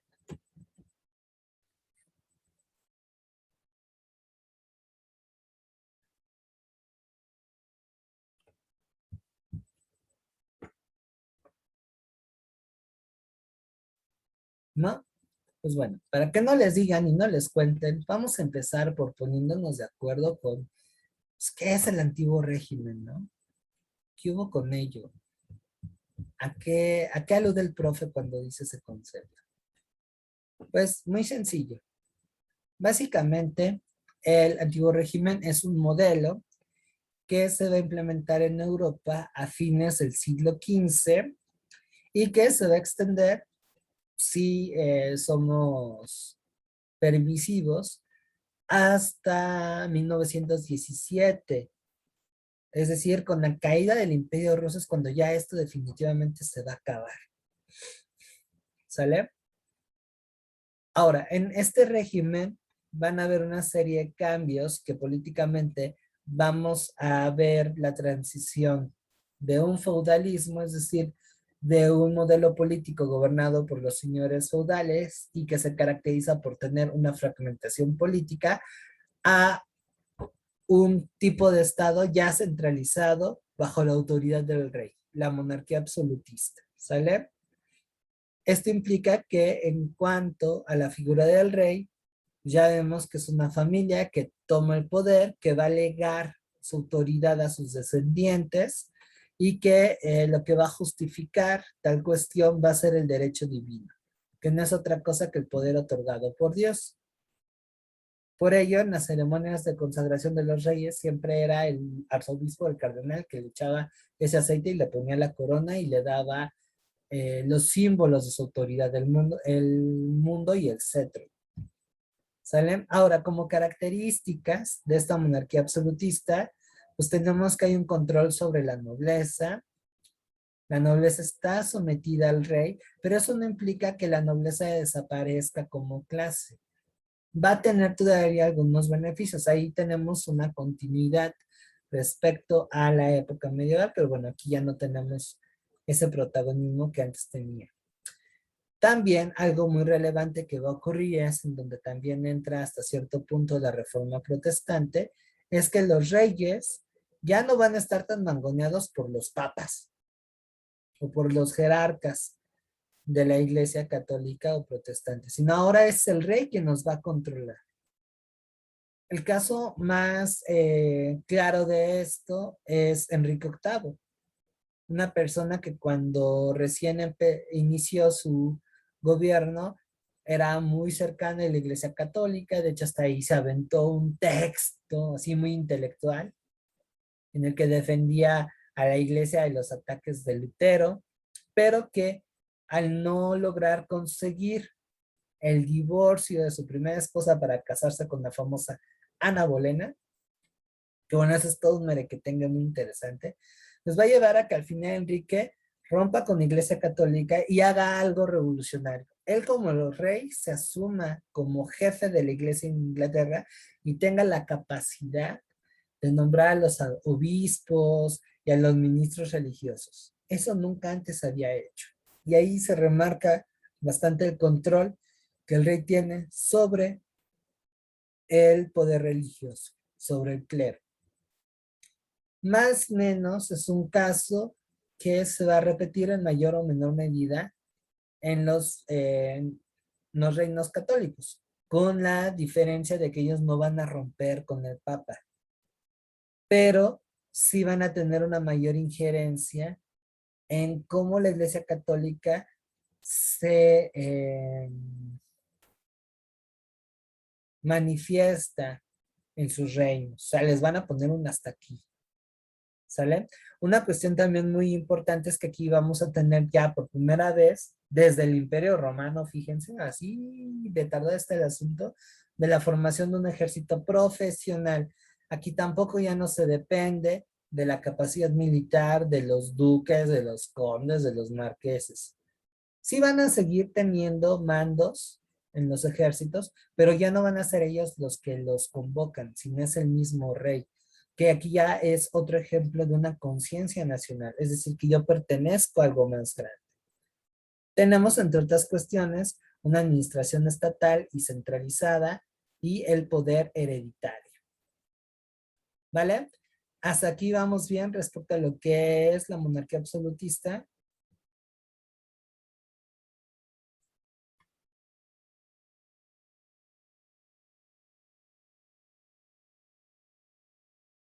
¿Ok? Bueno, Jimena. Perfecto. Los demás.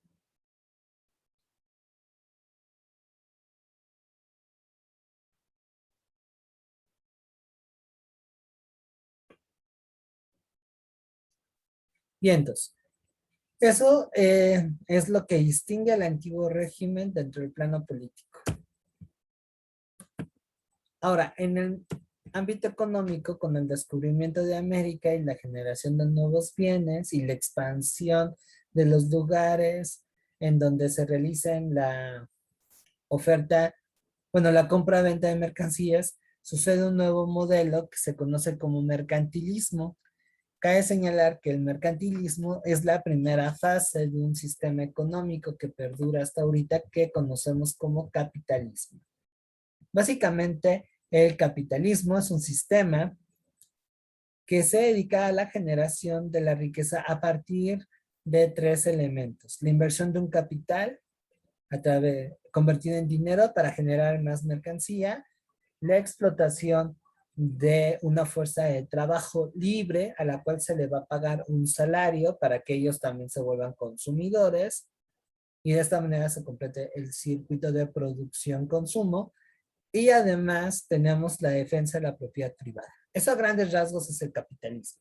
El capitalismo ha cambiado también a lo largo de la historia. Aquí entramos en la primera fase. Hagan de cuenta que el capitalismo es como Freezer o como Cell, si por ahí les gusta Dragon Ball Z. En esta primera fase, que se va a desarrollar entre el siglo XVI y el siglo XVIII, va a tener como principales características la acumulación de metales preciosos. Por eso vinieron estos primeros europeos a América. Querían oro, plata, porque pensaban que acumulándola era como se iba a concentrar una mayor riqueza. Ahí quien va a cambiar las reglas del juego van a ser los ingleses, porque ellos se percataron, bueno, y también los holandeses, ellos se percataron que el dinero preservado, pues sencillamente no es una riqueza que genere más riqueza. Al contrario, tiene el mismo precio. Pero ¿qué pasa si todo ese oro y esa plata le invertimos para producir mercancías que después se van a vender? Pues vamos a tener más dinero y eso nos va a llevar a una acumulación, ¿sale? Pero en un primer momento solamente es tener oro y plata por tener oro y plata. No se le da esta cuestión capital, ¿sale?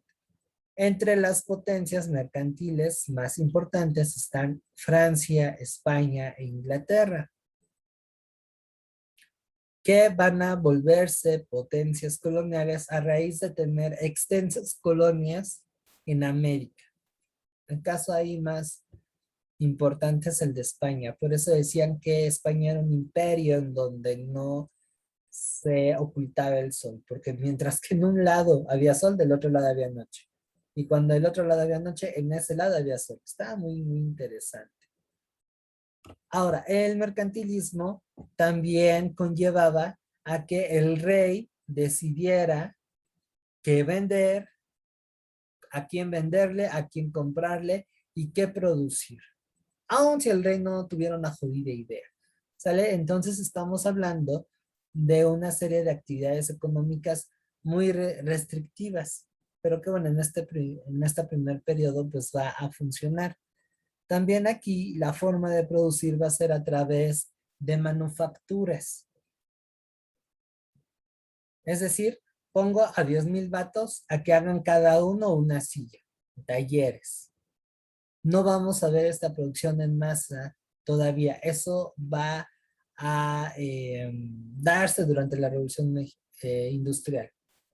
Entonces aquí el trabajo es más manual, más cercano, pero ya con la intención de sufragar las necesidades de una demanda mucho más amplia, porque América no solamente va a cumplir este rol como una región que exporta recursos naturales y riqueza a Europa, sino también como un territorio que va a consumir lo que Europa produce. ¿Sale? Ahora, ¿qué consecuencias trae consigo el mercantilismo? Bueno, pues va a ayudar a fortalecer el poder absoluto del rey. También va a orillar a que los reinos europeos tengan rivalidades con la intención de tener nuevos mercados. Piensen sobre todo en el tiro que van a tener los ingleses con los españoles. Y bueno, ahí más adelante va a ser Francia y Portugal. Digo, por ver que están agarrando ahí del chón. ¿Sale? Eso en cuanto al elemento económico que forma parte del antiguo régimen. ¿Vale? ¿Dudas hasta aquí respecto con lo que es el mercantilismo?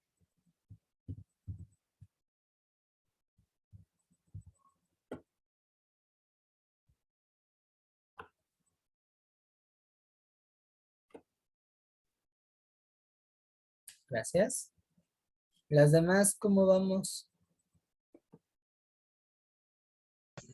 No, pero Ok, muy bien.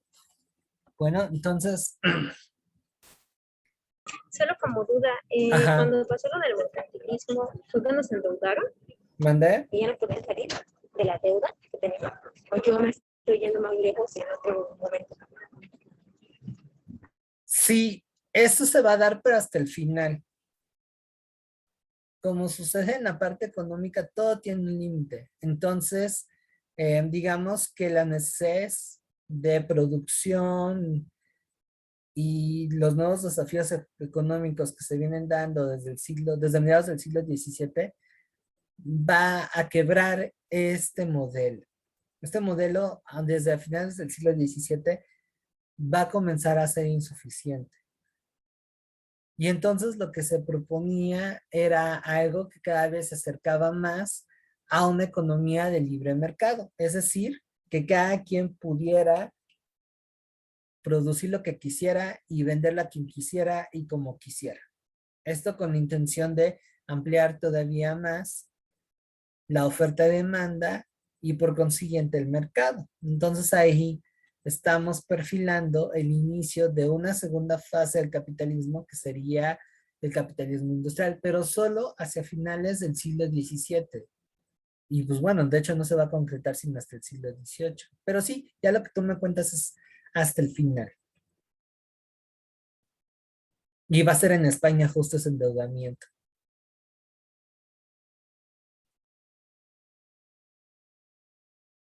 ¿Sale?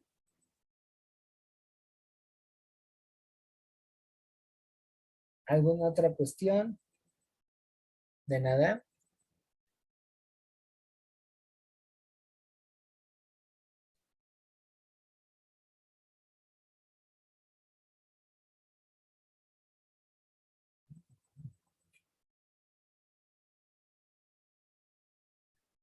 Bueno, ahora vámonos con lo que es la organización social de este modelo. Es muy sencillo. Es una sociedad que se va a organizar en estamentos, que son clases sociales rígidas, en donde no va a haber ninguna movilidad. Reitero, campesino naces, campesino creces y campesino vas a morir. Aunque tú quisieras hacer otra cosa. ¿Sale? Esa es una reminiscencia de lo que se hizo durante la Edad Media. Vamos a tener en la cúspide de esta figura, perdón, de esta pirámide social, al rey. ¿Sale? Abajo del rey, perteneciente a las clases privilegiadas, vamos a tener al clero, que va a tener una serie de beneficios muy particulares, como por ejemplo que sean beneficiadas con las rentas que llega a producir el trabajo de los campesinos, o sea que un porcentaje de lo que producen los campesinos, ya sea en especie o en dinero, se iba al clero. Y ellos podían participar en el gobierno. Luego tenemos a la nobleza, que es esta familia, güey, de sangre azul, que, o sea, como yo soy nieto del duque de Vancouver, pues yo no pago impuestos, güey. Puedo acceder a altos puestos del gobierno y además pues, los campesinos que viven en mis dominios me dan money. Y en contraste tenemos al 95% de los jodidos. Imagínense qué desigual está el asunto. Aquí lo vamos a dividir en tres. Tenemos a la burguesía, que no es un grupo homogéneo. Dentro de la burguesía existen familias que se hicieron impresionantemente ricas y eran muy poderosas, pero digamos que la única diferencia con los nobles es que no tenían títulos. Por eso no podían participar tanto en esto del gobierno.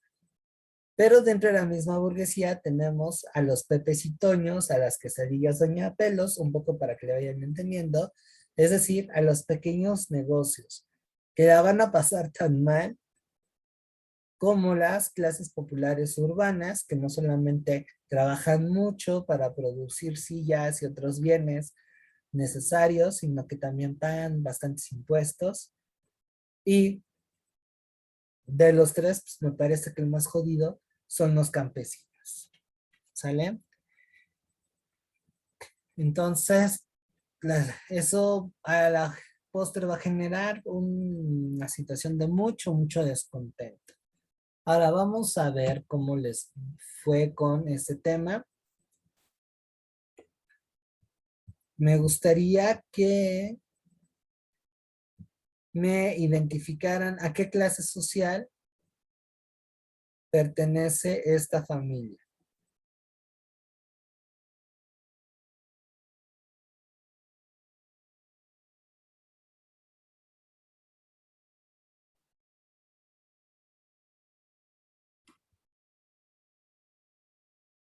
École, muy bien, Jimena, muy bien, Yocari, a la nobleza.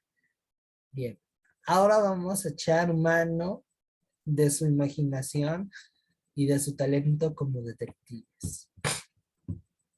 ¿Qué piensan ustedes que simboliza esta imagen? Identifiquen bien a los personajes y la acción que están protagonizando y qué creen que simbolizaría.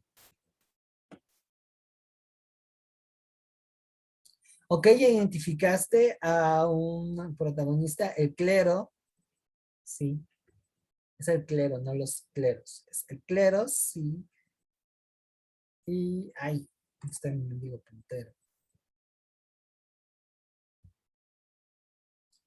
Y entonces, ¿este qué es?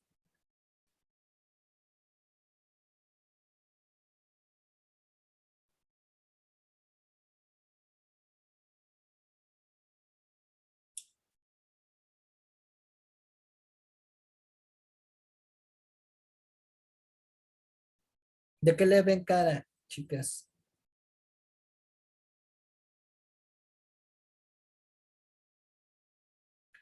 ¿De burús? ¿Qué sería un burú? Ah, burgués. Perdón. Ah, ok. Ok. No, fíjate. No, no es tanto burgués.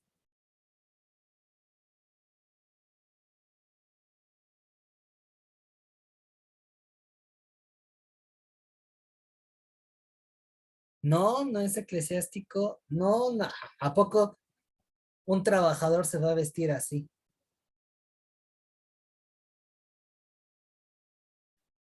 Echen a volar su imaginación.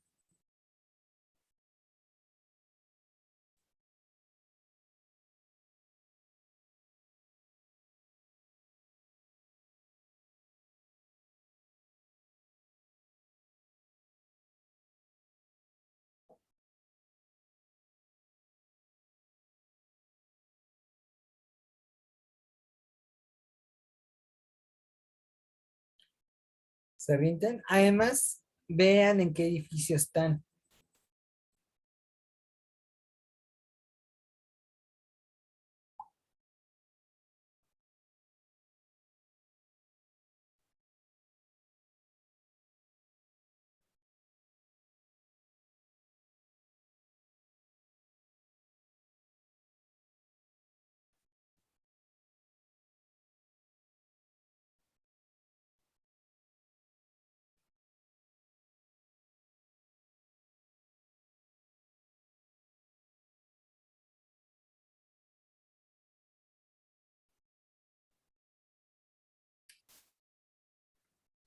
¿Puede ser una iglesia? No, no son campesinos. No.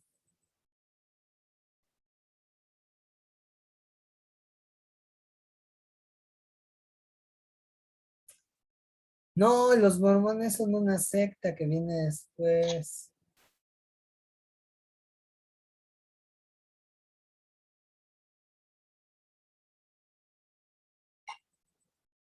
Un noble. Eso es un noble. Y no todos los nobles tenían esta corona de laurel que aparece aquí, que es un símbolo de realeza. Además tiene un cetro. Me gusta tu teoría. Es un papa. Ay, déjenme ver.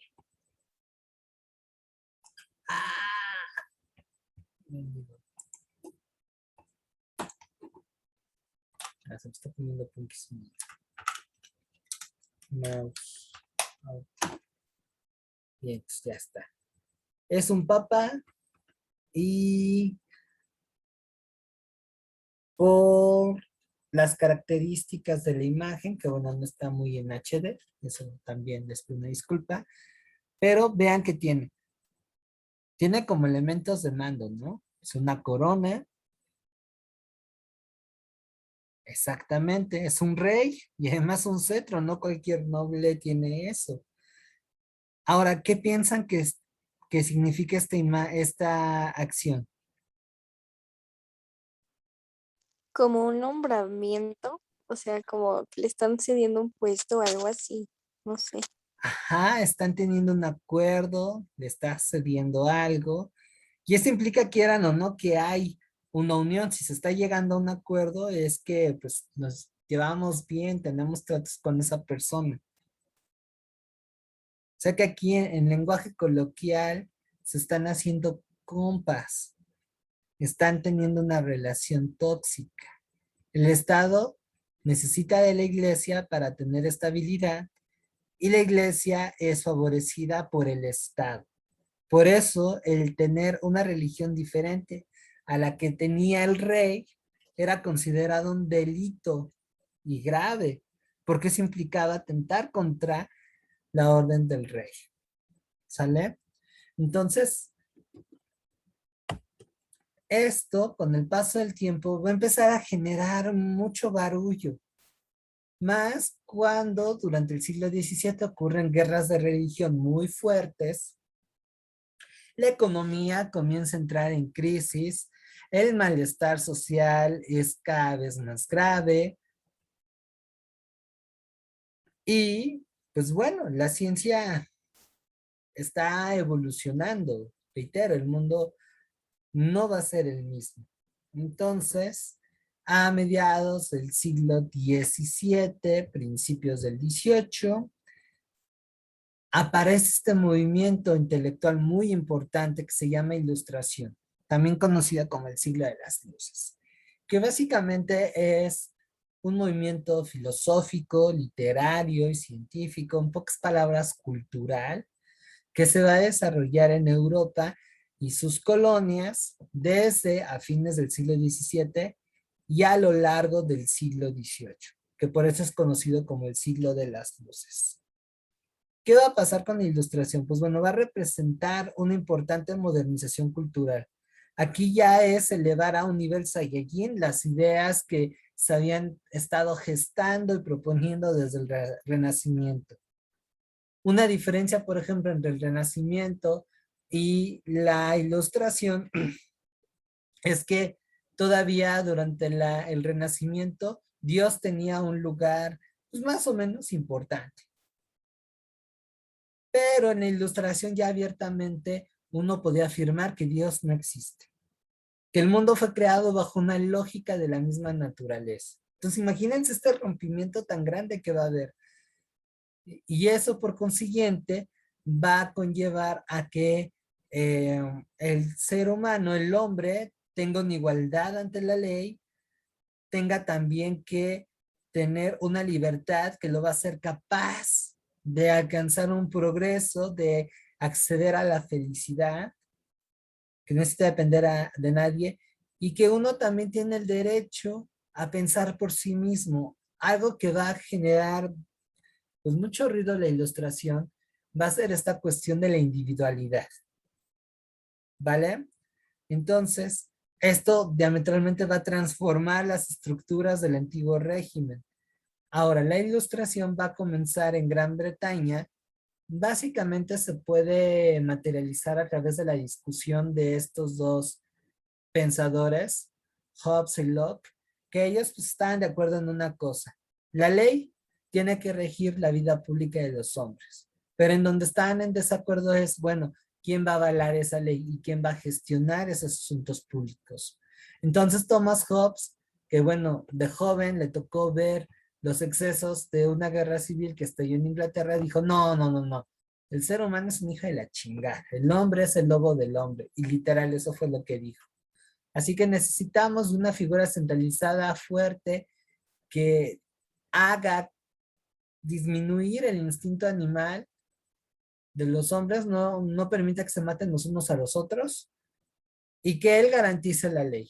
O sea, él como que todavía está de acuerdo en una monarquía centralizada, que avalara un orden que beneficiara y que permitiera la felicidad de los individuos. Pero John Locke le dijo, estás pendejo, güey, porque si tú le concedes todo el poder a una sola persona, ¿qué va a limitar a que esta persona haga daño a los demás? Entonces lo que plantea es que las personas organizadas en la sociedad tienen que tener un acuerdo con el rey, en donde haya límites para evitar relaciones tóxicas.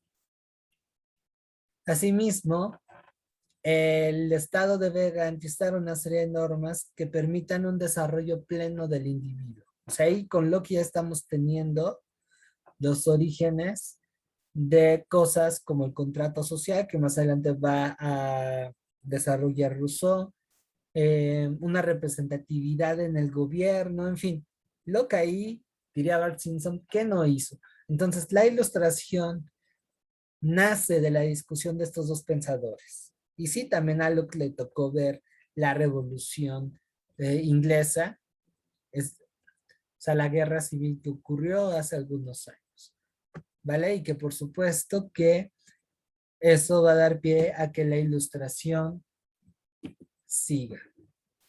Ya para ir cerrando el tema de hoy y dejarlos con continuará, vamos visualizando las características de la ilustración, que eso nos va a permitir más o menos confundirla con el Renacimiento. Antes que otra cosa es el poder de la razón. Eso es lo que va a distinguir al movimiento ilustrado. La razón permite no solamente conocer la naturaleza, sino dominarla, entenderla para después ocuparla a nuestro propio beneficio. Esa es una de las finalidades que tienen las ciencias naturales de finales del siglo XVII y todo el siglo XVIII.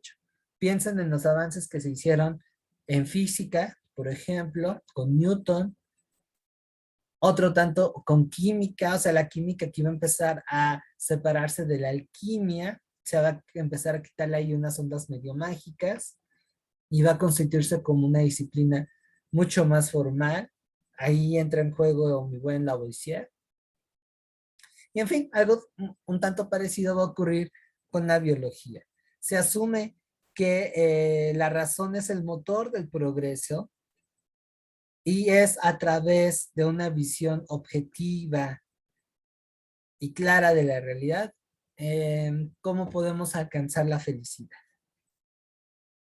O sea, dejar de lado esta parte instintiva o emocional, ser claros, ser analíticos, ¿vale? Otra característica que va a tener la ilustración es la divulgación del saber. Y aquí, bueno, me enamoré un poco de este movimiento, porque los pensadores de la ilustración decían que la vida de la humanidad solo se mejorará si el conocimiento está al alcance de todos, no solo de unos cuantos. Por eso incluso existió una iniciativa como la enciclopedia, ¿sale? Ahora, esto no quiere decir, como tristemente hoy lo entendemos, como una recuperación de información y ya. En la actualidad estamos pero abarrotados de datos. Sin embargo, realmente no conocemos. Por eso, en pleno siglo XXI, con todo Internet, caemos en chismes y fake news. porque además tendemos como a rechazar el conocimiento, ¿no? Vean nada más pues, todo lo que se comenta en Facebook y lo que se publica.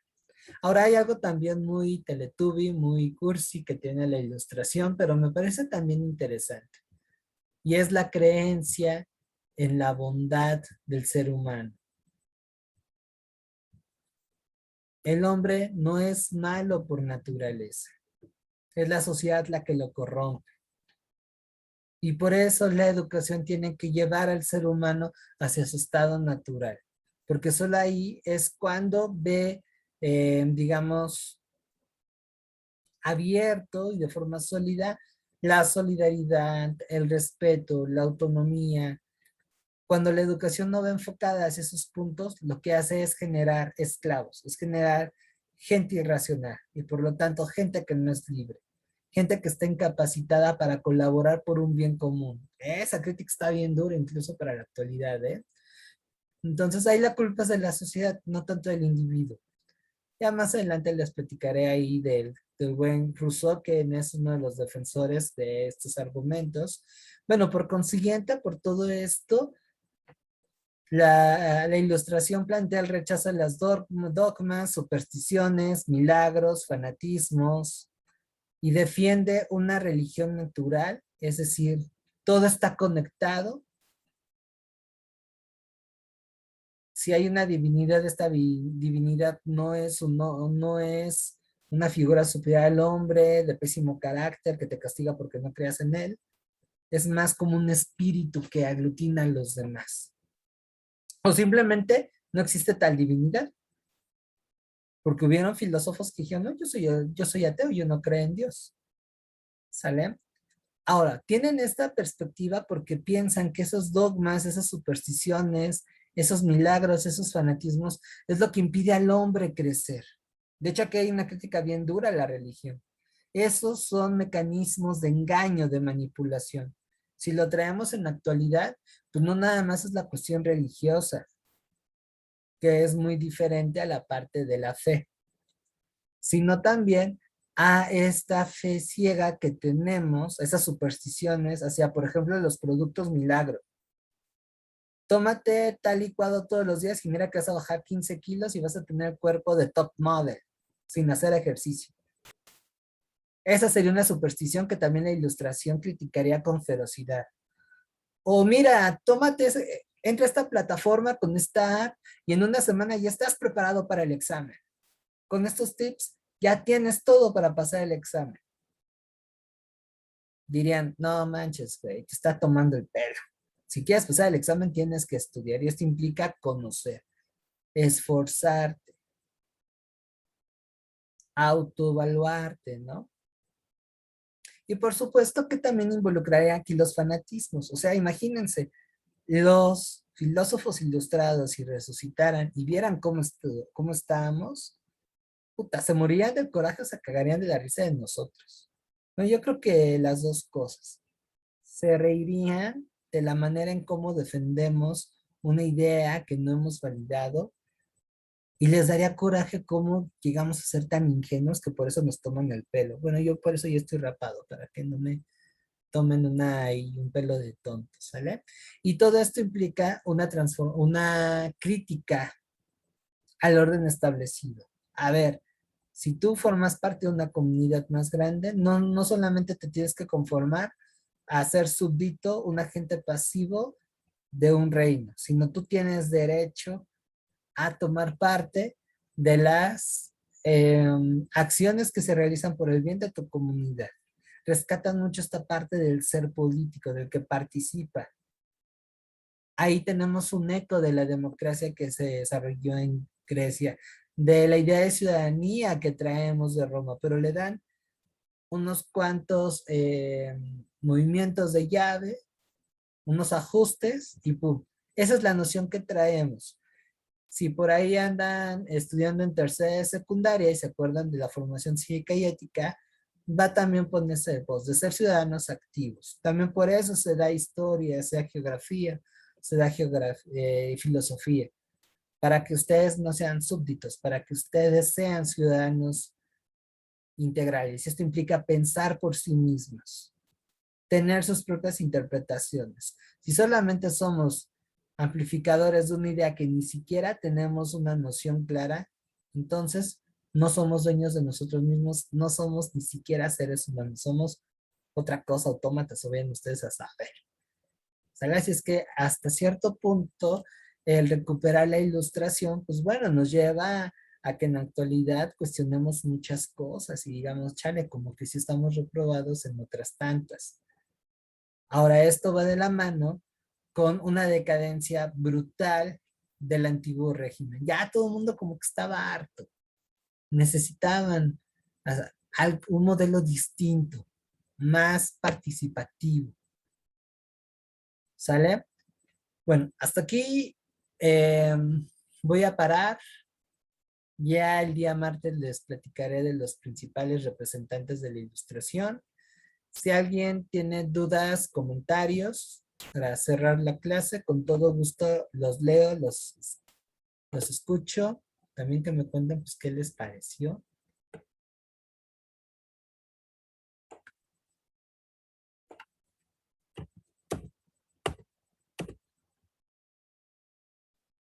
¿Todo bien? ¿Ok?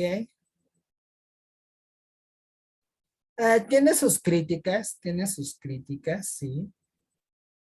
Pero de eso hablaremos más adelante. Pero eso no le quita que sea un movimiento intelectual sumamente interesante. A mí en lo personal me agrada y más en las situaciones en las que estamos viviendo en la actualidad.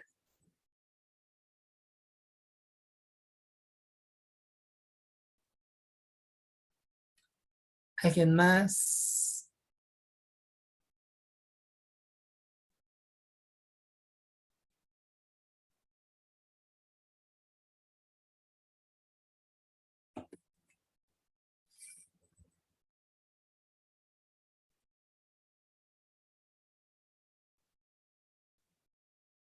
Uy, espérense a lo que se viene el martes. Empezamos con el ciclo de las revoluciones, ¿eh? No, se va a poner tremendo. Y bueno, como siempre, en estos días voy a actualizar la carpeta de Google Drive. Les voy a poner ahí bibliografía que les va a ayudar muchísimo para entender estos temas. Incluso, para entender lo que pasa con la Revolución Francesa, va a estar buenísimo en las clases que vienen. Vamos a ver la independencia de Estados Unidos, así es que tráiganse sus trinches, sus rifles, su sombrero revolucionario, porque vamos a echar bala la siguiente semana. Vamos al punto en donde guillotinamos reyes. Y a modo de película, les sugiero que vean una movie que se llama Danton. Habla sobre una figura muy importante de la Revolución Francesa. Ahí para que también lo conecten con estos contrastes. ¿Sale? Y déjenme ver también si todavía está en YouTube. Hay un documental genial sobre la ilustración. Les va a ayudar muchísimo. Hasta tiene un nombre muy, muy rimbombante. Déjenme ver si todavía está.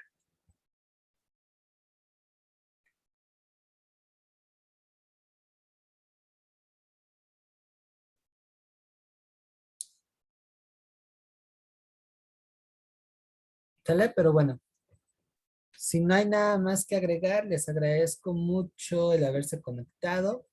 Disculpen las fallas técnicas del principio. Pero bueno, nos vemos el siguiente martes, por favor. Vayan checando también los manuales por su lado. También vayan realizando las ejercitaciones. Y porfa, háganme llegar sus dudas. ¿Sale? Que pasen una excelente noche y un buen ombligo de semana. Bye. Hasta luego, profe. Hasta luego. Gracias, profe. Bonita noche. Bonita noche. Bye.